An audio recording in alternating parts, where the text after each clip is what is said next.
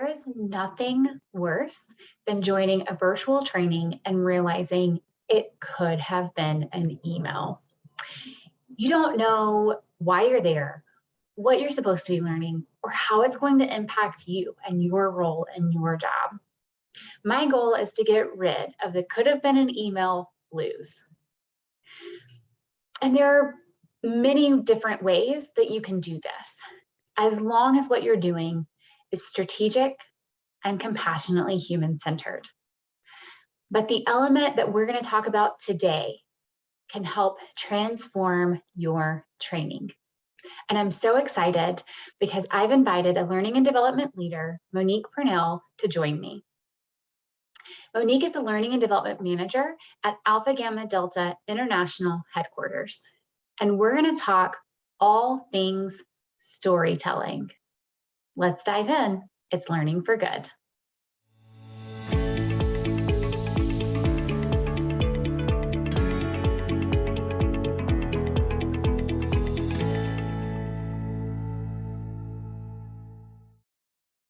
Monique, I am so glad that you are here with me today to talk more about storytelling. But before we jump in, I'd love to hear a little story from you. I'd love to hear a little bit more about your career journey, where you've been and what you're doing now. Yeah, thank you for having me. So my path to learning and development was a little different. When I graduated college with my theater degree, I actually knew nothing about the L&D space, which I don't think that's uncommon for a lot of people in this field, but I had no idea. My goal was to become a theater teacher in a high school. I wanted to build programs, theater programs in rural areas in the US that lacked access to the arts.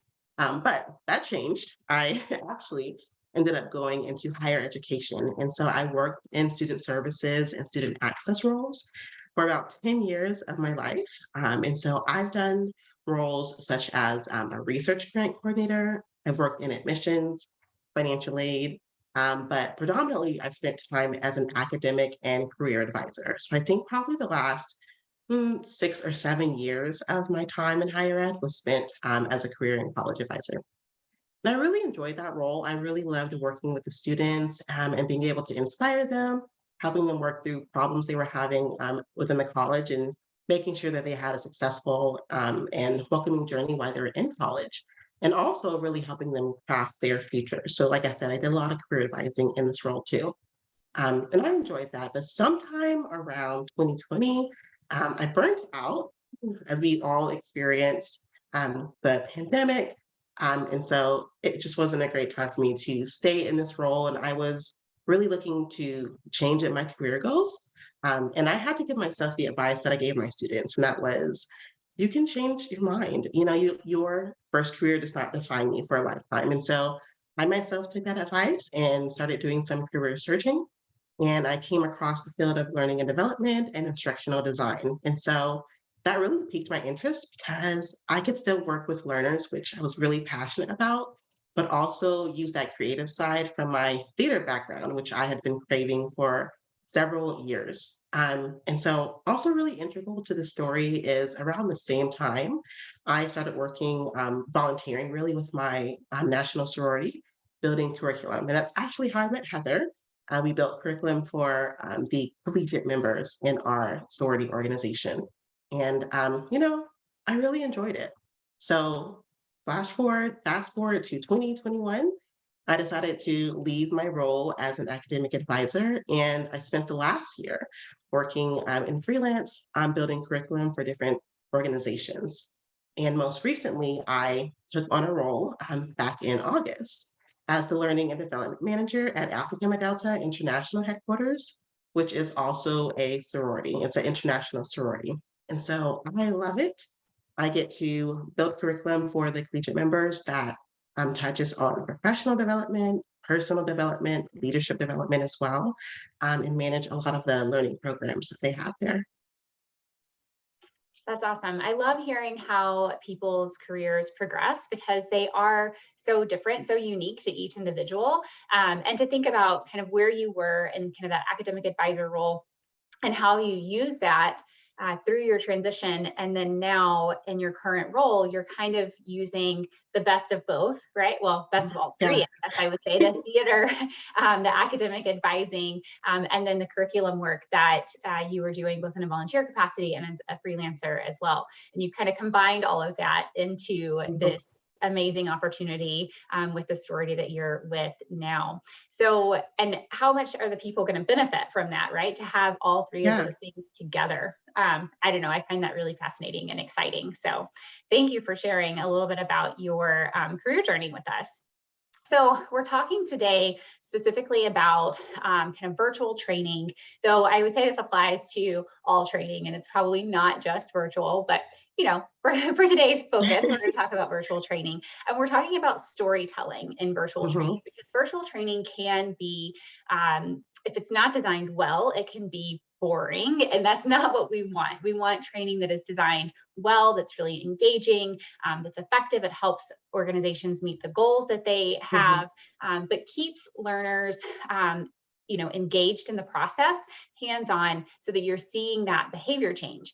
Because it's virtual, the hands-on piece might look a little bit different than it would in an in-person classroom.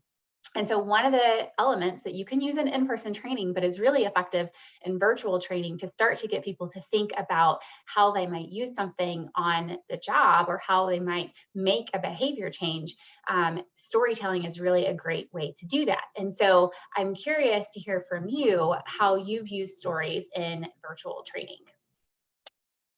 yeah. So I actually like to use stories in virtual and in-person training, two different ways. So the first way is taking the learner on a journey, and then the second way is allowing that learner to steer the journey. So the first one is a little bit more passive, but still equally effective. And so I do want to share an example of a program I worked on last summer. I was contracted to build curriculum that trained employees on the various retirement savings plans that were available to them. And so there were two pain points here. One, we wanted to make it engaging and exciting, and not boring. If you have ever sat through a benefits package presentation, they're not always the fun, the most fun presentations to sit through. So we wanted to make sure that we were able to deliver really complex information in a way that was retainable and exciting. And then second, the organization had a very diverse learner audience.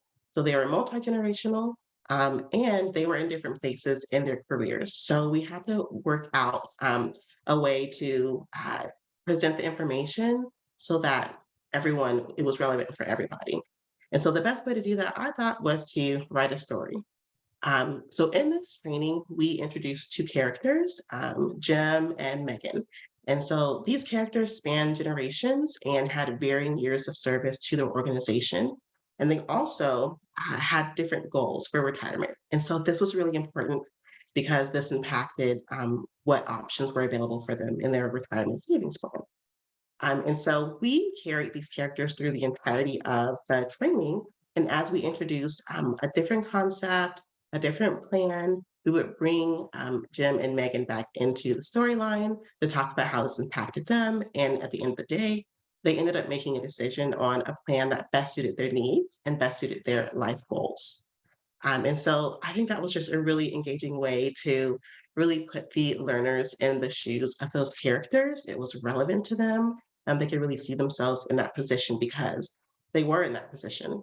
And so that, like I said, it's more of a passive approach, but still an effective approach. And my second approach, I won't go too deep into an example, but the second approach I like to take is having those learners steer the story. And so this might look like scenarios or case studies where I have learners, they give them a scenario that has a problem that they need to solve, and I put them in breakout groups. Whether they're in person or virtual, it's great because it works in both mediums, and give them some time to answer that problem. Yeah, thanks for sharing those. I've used both of those story types as well, and I love your point about diverse learners and really trying to make things relevant to everyone who might be included in a training. And stories is one way that you can pull people in, because there's probably going to be some part of that story that Mhm, someone will resonate, and they'll be able to relate to. And so stories is a great way to bring people together when maybe they are in different, for example, points in their career or Mhm. different geographical locations or whatever the case is. You're bringing people together through that story. Stories are known to kind of unite us and engage us. And so they really are a great way to bring people together in the learning process. So that brings me to my next question. Obviously, with a theater background, stories are probably something that are come naturally to you. But why are stories important for learning? Yeah. So, really from the beginning of time, we have used stories to teach lessons. So, if you think about the renowned philosophers such as Plato and his allegory of the cave, we think about parables from religious figures and texts, and we even think about cultural stories that are passed down through generations. And we've always shared those lessons through the art of storytelling. And in that list, we can also include film and live plays that leave us with life lessons today. And this really reminds me of a time when I was a kid. So whenever I would come home with a grade that was less than satisfactory, my parents would say, "You can remember what you watched on TV last night, but you can't remember what you learned in class." And you know, it stung a little, but they were right. And there's some science behind that. So research shows that it's easier to process information that's given in a narrative presentation than it is in any other form of presentation, such as lectures and PowerPoints. And it's because narratives are so close to the basics of human communication. We retain details much easier from a good story that's rich in detail. And so some researchers say it's because it creates memory patterns. Our brain will take relationships between ideas and concepts, and it will make patterns and store that into our memory. So it makes it easier to retain that information. But also, we place ourselves in those stories. It resonates with us, right? And we live vicariously through that story. And it invokes different emotions for us. Maybe it inspires us. Maybe it reminds us of something we need to do, whatever the case may be, we're living through that experience. And if you're living through that experience, you're more likely to remember it. And I like to kind of attribute this quote, the Maya Angelou quote. I've learned that people will forget what you said and they'll forget what you did, but they'll never forget how you made them feel. And so when we are presenting really amazing stories into our learning, they're going to remember those emotions that were invoked during that time.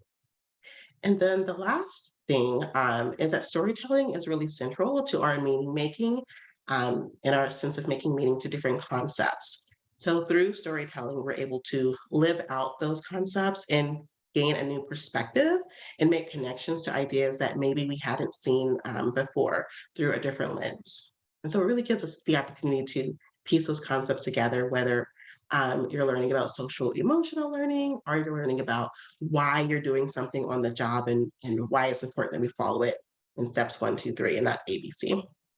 So really knowing that and knowing how stories really help us retain information, it seems like a no-brainer that we would use stories to help our learners meet those learning objectives that we've set. Yeah, absolutely. It makes a lot of sense. And I love that it's backed in science, but also we can just see it. If you look at history, you can Mhm. just see how they've been used. And I would say look at other industries too, because learning, the kind of learning field might not use it as often as they could. But if you look at marketing, right, it's so powerful. If you look at Mhm. fundraising, so powerful. Everywhere you look, these other industries, so to speak, are using stories to create whatever behavior change they're looking for, right? Like buy my product or donate to my organization or whatever it is. They're using stories to motivate people to do those things. And we can do the same thing in learning, which is what I love. And I'm so glad that you're here to share more about that with us. But it isn't something that people do all the time in learning for some reason, right? What makes it challenging? Why do you think it is that it's not something that people reach for all the time? Um, I think it's because people probably just don't have a lot of experience in creating stories. Not everyone has like that creative side. We're a little bit more logical in the way that we think about things. And so it can be really intimidating. But I'll share, for me, some challenges that I have in storytelling. is really understanding the audience. That can be a challenge sometimes, and really working to use universal language. So I mentioned earlier, like um, when I built that training last year, the learners were multi-generational, and they were in different places of the career, but also you might have learners who come from different backgrounds.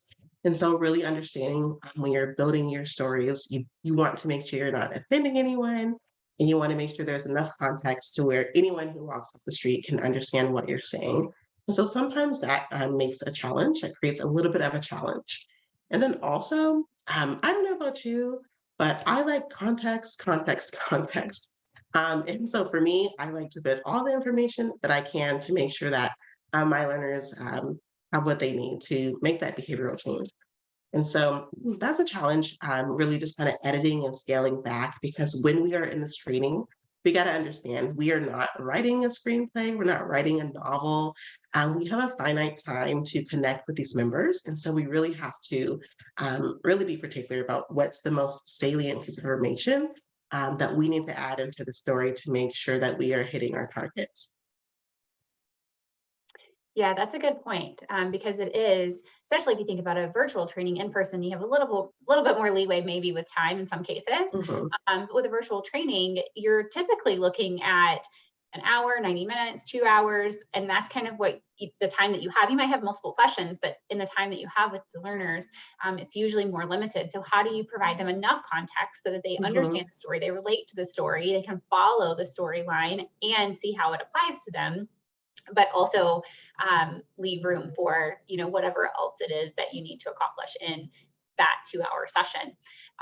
So that's a good point, and that is a challenge, right? It's always a challenge to kind of scale back. Mhm. Once you have all of the information, it's hard to kind of think through, like, what are the most important Yeah. points, what are the things that people really need to know in order for this to be effective. So I'm curious, to the point of it being challenging, to the point of it being used in other fields, but not used as often in learning. If someone has never used stories in learning before, where do they start? What's a good place to kind of get started with this? Yeah.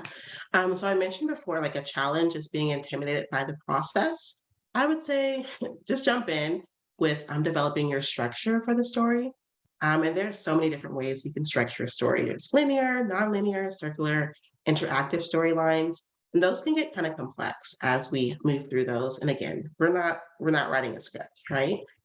So if you are just jumping into storytelling, my recommendation is to start simple with your storyline structure.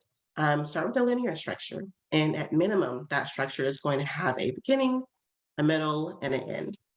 So you want to have your exposition, which opens up the story and it introduces the characters in that scene. It sets the tone for what we're going to learn for the rest of the course. And then you want to follow that up with a series of incidents and events that drive the story along. This can be the climax or the conflict in the story. And so this might be where you present a problem that employees have to work through, or a decision that needs to be made, such as choosing a retirement savings plan. And then you want to close out that story with a resolution. You want to resolve whatever that conflict is. So we've solved the problem, we've made that decision, and at the end of the day, we have uncovered the lesson that was really kind of hidden in that story in a fun way. I would also highly encourage you to take some time to really give life to your characters. Like I said earlier, we see ourselves in these stories, but if we don't have enough detail, if it's not told really well, if I can't connect with the character, it goes over my head. So really take that time to plan out your characters. Think about their motivations, their values, their background, and think about how that connects back to your learner. So you're making it relevant. And you don't have to be extraordinarily detailed. Again, we have a finite time to connect with them, but have enough detail of your character, have enough development of that character to make them really relatable. And if you have ever created learning personas, when you're creating training, it's a very similar concept. And so if you're having some trouble finding inspiration on how to develop those characters or even how to develop that story, my suggestion is to look to real life experiences. So much of art is already inspired by life. We know that. So If you're struggling to figure out what your character motivations are, maybe consider someone you have encountered in your lifetime and taking some of those experiences and adding it into the storyline. And this doesn't mean cloning your colleague and putting their exact story into the storyline. It's okay if that's you or if you're doing a testimonial, then that's fine. But use those situations as inspiration to build out that character and build out that story. And then I also want to leave you with a couple of things to consider when you are reading your stories. Like I said earlier, we have to edit, edit, edit, and scale back. So really consider what elements are most important to your story. In my benefits package training, I didn't have to let you know where they were located geographically. That wasn't integral to the story. And so if you don't need that, take it out. Um, and then also really make sure you are putting this back to your learning objectives. You're relating it back to your learning objectives. You already have those determined when you're going into building your training. So make sure you're using those as a guide to craft your story. And you don't have to hit all of those learning objectives. That's okay if you have other activities that are built into the course that are going to address those. But make sure you're always bringing it back to those learning objectives so that your story serves a purpose at the end of the day. And then last, consider how you want to deliver this story. And so you can do it several ways. You can do it through videos, whether you're doing something animated like Beyond, or you are having actors act out a little storyline. You can create branching scenarios in e-learning, and you can also create branching scenarios in real scenarios that your learners can role play and play out. And that's really fun as well. You can embed that storyline into the training as you move through the training. You are moving through the story like we did with our training, or you can do case studies or testimonials. So really get creative. I'm thinking of ways that you can show these stories into your learning. You can implement those stories into your learning. Yeah, I love that. Great ways to get started, and things to consider as you're kind of taking this on, maybe potentially for the first time. So Mhm. thank you. Thank you so much for joining me today. Thank you for sharing. I am curious if anybody watching has used stories. I'd love to hear about that. So drop that in the comments. I'm sure we'd love to see what stories you've used and how you've used them. Or if you have other tips and tricks that you want to share with the world, drop those in the comments as well. But Monique, this was so helpful and so fun just to kind of get to know you. Mhm. I knew you already, but now the audience can get to know you a little bit as well, and to hear how you're using stories and how you've used them in the past. It really is such a unique part of your background, I think, to be able to pull like that theater piece into that learning piece. Yeah. And so to be able to share some of the stuff that you've learned over the years, and how you can use it in learning is really, really fun and really interesting. So I'm glad that you could join me today and share a little bit about that. Yeah, thank you for having me today. This was amazing. I love having time to connect with Heather. So thank you. Yeah, thank you. All right. So Monique had so much good information to share with us about storytelling, and I'm so glad that she was able to join us today to share that with you. I mentioned in the beginning, these tactics, things like this, things like storytelling, work when your training is strategic and compassionately human-centered, right? It goes back to what Monique was saying about we want to make sure it's aligned with the objectives, and you want to think about your learner and what's going to resonate with them. So something like storytelling works when your training is strategic and compassionately human centered. And that's my specialty. So if you're ready to create better virtual training, head over to my website and check out how we might be able to work together. That's it for today. Thanks for watching Learning for Good.